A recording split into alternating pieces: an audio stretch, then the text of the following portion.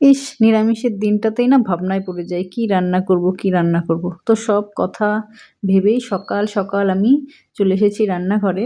তো গতকালকে দুধ জমেছিল। তো দুধটা আমি কিন্তু গরম করে ছানা ফাটিয়ে নিয়েছি। তো কি দিয়ে রান্না করব পুরো ভিডিওটা তোমরা দেখো, আশা করছি ভালো লাগবে। ১ম এ দেখো ছানাটা আমি জল ঝরিয়ে নিয়েছি আর ওর মধ্যে দিয়ে দিলাম নুন, হলুদ, অ্যা অল্প একটু বেসন আর গোলমরিচের গুঁড়ো দিয়ে ভালো করে কিন্তু আমি মেখে নেব। কারণ ছানাটা দানা, দানা থাকে, আমি ভালো করে হাতে চটকে, চটকে মেখে নিচ্ছি।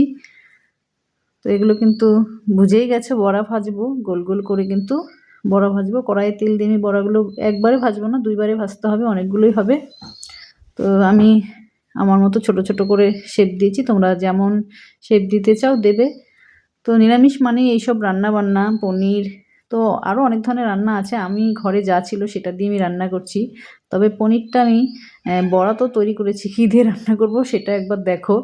জানি না এভাবে তোমরা খেয়েছো কিনা? তো বড়াগুলো দেখো এরকম লাল, লাল করে কিন্তু আমি ভেজে নিয়েছি। ভেজে নামিয়ে নেব। আর যেটা দিয়ে রান্না করব সেটা হচ্ছে এই যে দেখো শসা। ভাবছো শসা দিয়ে মাছ রান্না করেছিলাম আগে, আজ আবার কী রান্না করছি? তো এগুলো আমি ট্রাই করছি আর ভালোই লাগে খেতে। তো কড়াই আমি ৫ ফোড়ন সম্বার দিয়ে দিলাম।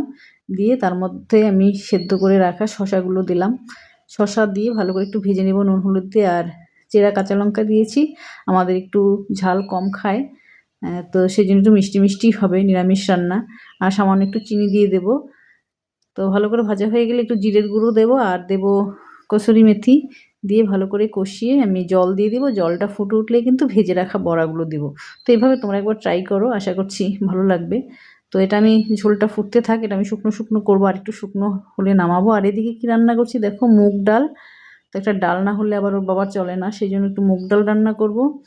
ভাতটা বসিয়ে দিচ্ছি। এই যে চালটা আমি ধুয়ে নেব।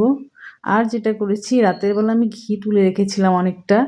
তো ঘিটা কিন্তু আমি ওই বাটিতেই ছিল, এখন ছেঁকে নিচ্ছি। দেখো কতটা হয়েছে। আর নিরামিষের দিন কিন্তু গরম ভাতে আলু সিদ্ধর সাথে ঘি দিয়ে ভালোই লাগে।